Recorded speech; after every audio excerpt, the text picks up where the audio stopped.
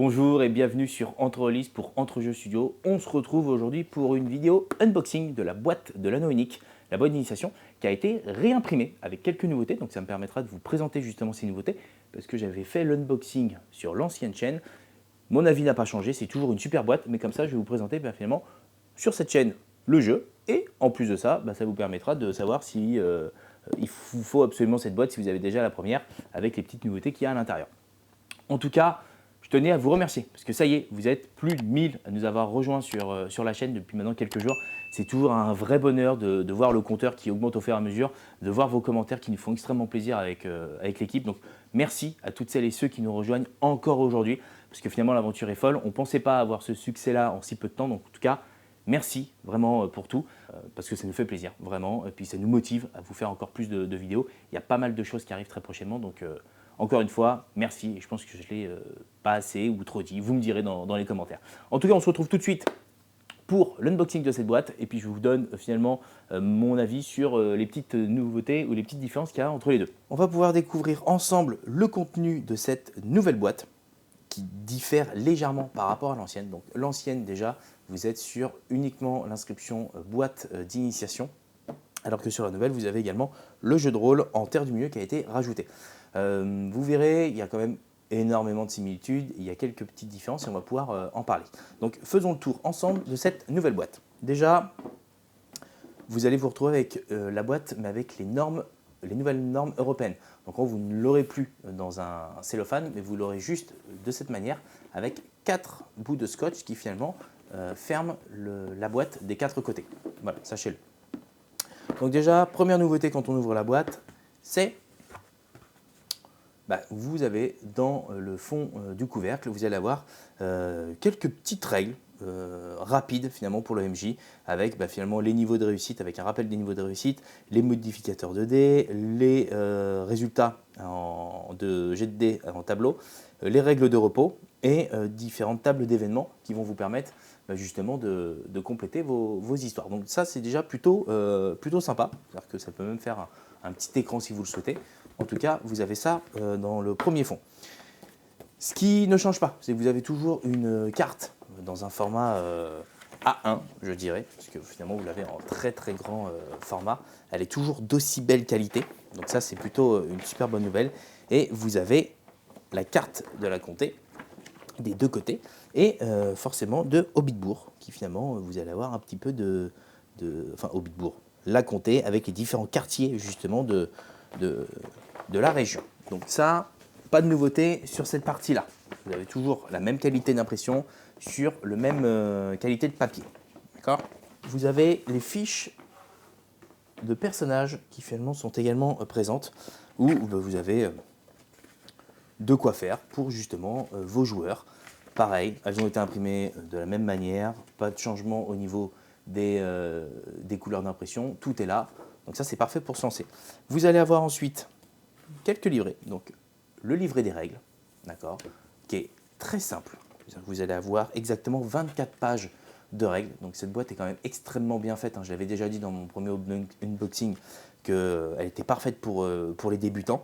Donc là, 24 pages de règles qui vont vous permettre de direct commencer l'histoire dans la comté pour jouer des hobbits. Petite différence sur la qualité d'impression, vous êtes sur du papier, j'allais dire un peu plus brillant, un peu plus souple et une couverture un peu plus rigide, donc peut-être un peu plus durable dans le temps. Voilà, sachez-le. Ensuite, vous avez le livret des aventures, pareil, même qualité d'impression qui a été revue sur la couverture qui est beaucoup plus rigide et sur la qualité du papier qui est un peu plus brillant et un peu plus protecteur, j'allais dire. Là, vous allez avoir une aventure qui finalement va se dérouler en différentes parties où vous allez pouvoir voyager dans la comté où vous allez pouvoir retrouver des personnages célèbres de la saga tout en apprenant les règles, aussi bien vous, MJ, que pour vos joueurs. Ensuite, autre livret, et là c'est un gros livret de présentation, j'allais dire, sur la comté, qui est un peu plus épais, où là vous allez avoir tout ce qu'il faut pour finalement donner des éléments à vos joueurs qui finalement vont voyager dans les différents quartiers de la comté pour leur donner le plus d'éléments possible sur qu'est-ce qu'il y a, qu'est-ce qui peut se passer, quelles sont les personnes que vous allez rencontrer, qu'est-ce que vous allez rencontrer comme lieu. Donc très chargé, en tout cas, pour une boîte d'initiation. Et ça fait plaisir parce que finalement, pour une première partie, vous allez vous y retrouver assez facilement. Ensuite, vous avez un paquet de cartes que vous avez juste ici, que je ne vais pas ouvrir parce que cette boîte, je vais la faire gagner. Donc en haut, vous avez les différentes cartes accessoires, que ce soit les dagues, que ce soit les armures, que ce soit tout objet que vous pouvez trouver au sein de la comté. Vous avez également les cartes qui finalement vont vous permettre, je vous rappelle, dans l'anneau unique, vous allez maintenant avoir des positions finalement sur le jeu en fonction de quel rôle vous jouez. Est-ce que c'est le guide, est-ce que c'est le chasseur, est-ce que c'est le guetteur, est-ce que c'est l'éclaireur.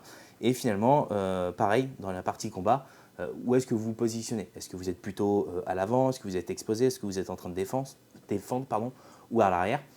Vous avez cette carte-là que vous pouvez donner à vos joueurs et dans vos combats, hop, vous avez juste à tourner la carte pour indiquer la position sur laquelle vous êtes. Et là, on arrive sur le gros changement de la boîte. En tout cas, je vais dire l'un des gros seuls avec les écritures que vous avez. Vous avez des nouveaux dés. Alors, je ne sais pas si vous vous souvenez des anciens, que j'ai juste ici. Voilà. Mais vous avez des nouveaux dés. Et autre particularité, vous avez 2 D6 supplémentaires, ce qui n'était pas le cas. Là, vous voyez, sur l'ancienne boîte, on n'avait que 6 D6 et 2 D12. Là, vous avez donc 8 D6 et 2 D12. Pareil, ça a un peu changé. J'allais dire goût et les couleurs. Donc là, ça va au plaisir de chacun. En tout cas, moi, je sais que j'ai une préférence justement pour les anciens qui ont un côté, j'allais dire, un peu runique. Donc je trouve vraiment plus joli sur l'ancienne boîte. En tout cas, dans celle-ci, vous avez 2 D10 supplémentaires. Donc ça vous permettra finalement d'avoir un peu plus de dés pour vos lancers. Et autre nouveauté, et pas des moindres, parce que pour vos joueurs, ça peut être pratique, ou même pour le MJ qui ne veut pas partager la carte que je vous ai montrée au format A1, c'est que vous avez la même carte imprimée dans la boîte. Donc ça permet aussi bien de jeter vos dés directement à l'intérieur, ça donne un peu plus de cachet. Et pour vos joueurs, ça leur permet d'avoir la carte sans abîmer l'original que vous pouvez avoir en format A1, soit en poster ou autre. Bon, vous avez vu, il n'y a pas de grande différence entre ces deux boîtes. C'est surtout finalement le côté cosmétique et du petit rajout sympa pour le MJ ou pour les joueurs. Je pense notamment aux impressions qu'il y a dans l'intérieur des couvercles.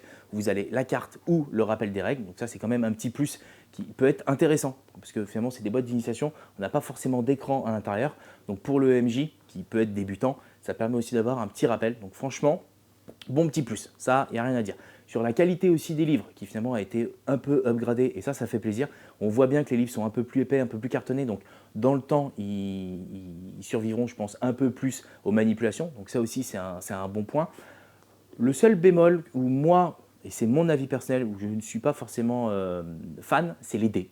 Les dés, je les trouve moins bien que ceux d'avant. Alors oui, il y en a 2 de plus, mais je suis plutôt team dés rouges, enfin en tout cas blanc et rouge de l'ancienne version, qui avait ce côté vraiment runique et vraiment tolkienien, j'allais dire, du jeu. Donc ça, c'était plutôt cool.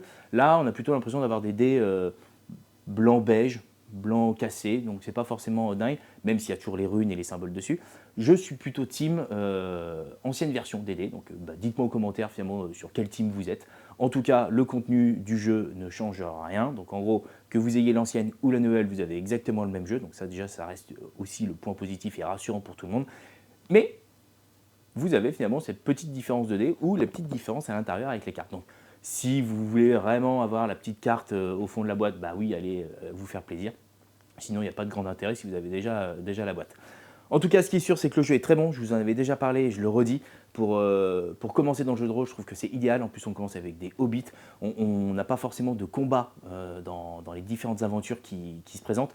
Vous pouvez y aller, vous allez en avoir, parce que finalement, c'est aussi le but d'expliquer les règles. Mais je trouve que cette bonne initiation est parfaite pour justement se lancer dans l'univers de Tolkien, qui est loin d'être simple, loin d'être facile, surtout quand on n'est pas forcément connaisseur de l'univers de Tolkien, sauf, si on n'a pas vu autre que les films, c'est-à-dire que si vous avez vu les films, vous ne connaissez pas forcément tout l'univers de Tolkien, et parfois ça peut être très compliqué. Finalement, je trouve que cette boîte est quand même très bien faite. Donc, gros boulot, et je trouve que de l'avoir réimprimé avec finalement ces petites améliorations, ça fait plaisir, et c'est un grand oui pour moi de la part de Edge, sauf pour l'aider, ou j'aurais misé sur les anciens. Maintenant, c'est mon avis, ça ne tient qu'à moi. Et en dans les commentaires, dites-moi ce que vous préférez.